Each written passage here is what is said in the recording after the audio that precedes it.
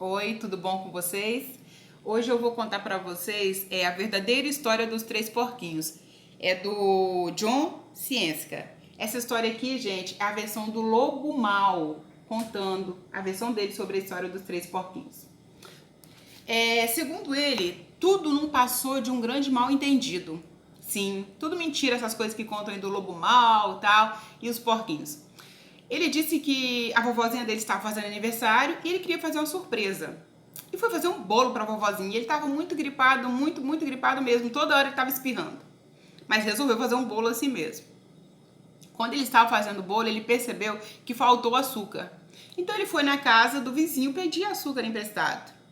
E esse vizinho era um porquinho. Quando ele chegou lá, foi bater na porta, a porta era de palha. Que pessoa que constrói uma casa de palha, gente, com a sã inteligência? Ninguém, né? Na hora que ele foi bater na porta, a porta caiu, sozinha. E ele foi, pessoa muito educada, gritou: porquinho, porquinho, tem alguém em casa? Ninguém respondeu. Aí ele foi, do nada, deu aquela vontade de espirrar, espirrou. A casa todinha caiu, sem ele fazer nada.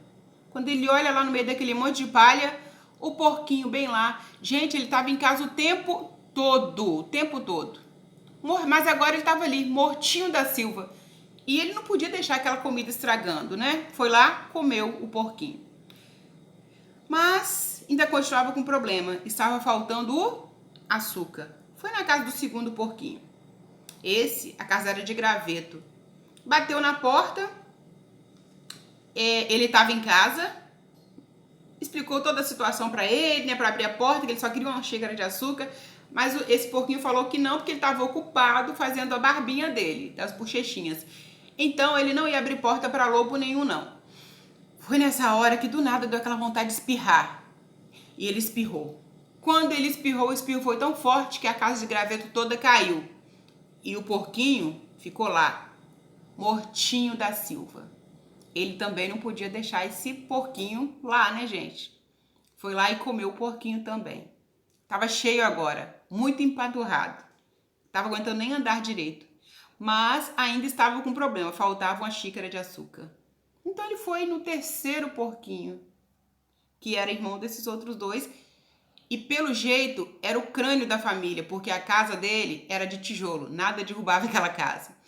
Eu fui, expliquei toda a situação, que eu precisava de xícara de açúcar para minha avó e tal, tudo para ele. Mas esse porquinho, o coração muito duro dele, não ligou para minha história, não se comoveu e disse que não ia abrir a porta para porco nenhum. E que eu podia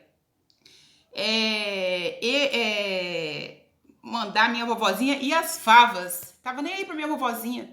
De mim, eu não importo o que falem não, porque eu sou uma pessoa muito tranquila, eu faço de conta que nem estou ouvindo nada. Mas quando ele falou aquilo da minha vovozinha, que ela podia ir às favas, nossa, eu fiquei com muita raiva dele, gente. Confesso, aquele ali eu queria pegar ele pra mim.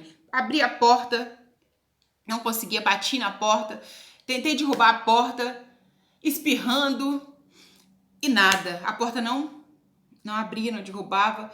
E, pro meu azar, a polícia chegou bem na hora que eu estava lá na porta com a mão na maçaneta. Tentei explicar a situação, né? Mas a história do porquinho foi mais convincente, que eu tava querendo arrombar a casa dele. Pense, eu queria arrombar a casa de alguém, mas bem que eu tava querendo pegar aquele porquinho mesmo.